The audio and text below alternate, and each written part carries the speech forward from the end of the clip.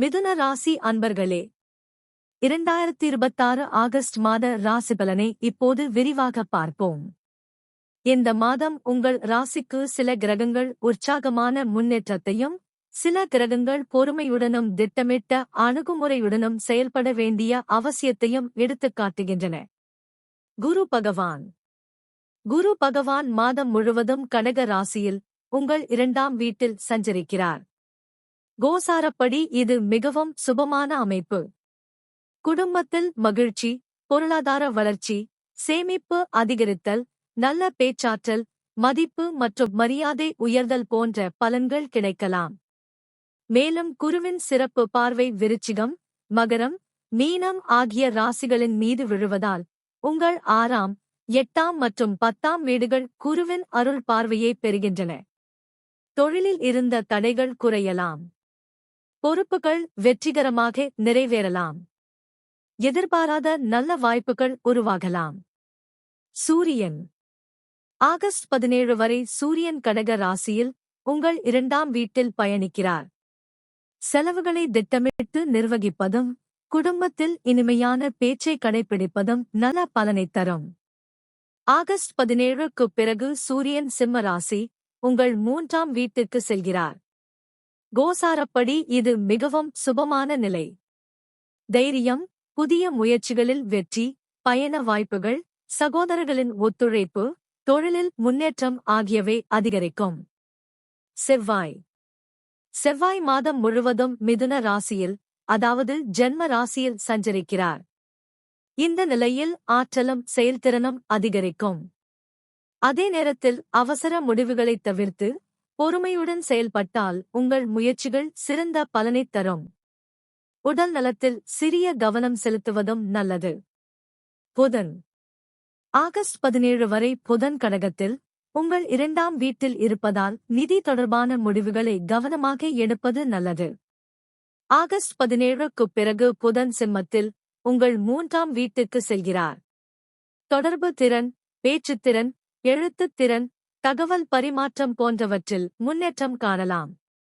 புதிய ஒப்பந்தங்கள் மற்றும் தொழில் தொடர்புகள் உருவாகும் வாய்ப்பு உண்டு. சுக்கிரன் ஆகஸ்ட் 1 வரை சுக்கிரன் சிம்மத்தில் உங்கள் 3ஆம் வீட்டில் இருப்பதால் நண்பர்கள், உறவினர்கள் மற்றும் சகோதரர்களுடன் நல்லிணக்கம் அதிகரிக்கும். அதன் பிறகு சுக்கிரன் கன்னி ராசி உங்கள் 4ஆம் வீட்டுக்கு செல்கிறார். கோசாரப்படி இது சுபமான நிலை.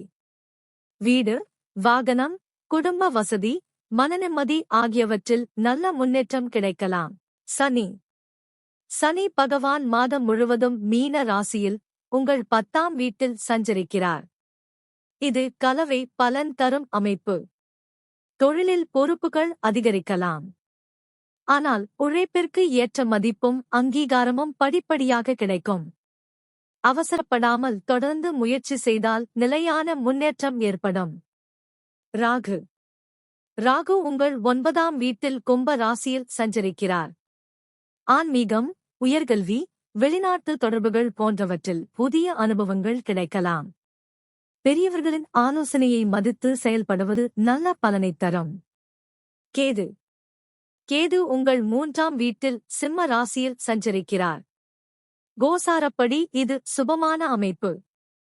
தைரியம், மன உறுதி, முயற்சிகளில் வெற்றி, போட்டிகளில் சாதனை போன்ற நல்ல பலன்கள் கிடைக்கலாம். இந்த மாதத்தில் கவனிக்க வேண்டியவை: பொருளாதார திட்டமிடலுக்கு முக்கியத்துவம் கொடுங்கள். தொழிலில் பொறுமையுடன் முன்னேறுங்கள். அவசர முடிவுகளைத் தவிருங்கள். குடும்பத்தில் அன்பான உரையாடலை பேணுங்கள். ஆன்மீக பரிகாரம்: புதன்கிழமைகளில் ஸ்ரீ மகாவிஷ்ணு அல்லது பெருமாள் வழிபாடு செய்யுங்கள். வியாழக்கிழமைகளில் குரு பகவான் அல்லது தட்சிணாமூர்த்தியை வணங்குங்கள். செவ்வாய்க்கிழமைகளில் முருகப்பெருமானுக்கு சிவப்பு மலர் சமர்ப்பித்து வழிபட்டால் மன உறுதியும் முன்னேற்றமும் அதிகரிக்கும். மாதத்தின் மொத்த பலன்: ஆகஸ்ட் 2026 மிதுன ராசிக்காரர்களுக்கு பொருளாதார வளர்ச்சி, குடும்ப நன்மை, புதிய முயற்சிகளில் முன்னேற்றம் மற்றும் தொழிலில் படிப்படியான உயர்வு கிடைக்கக்கூடிய மாதமாக அமைகிறது.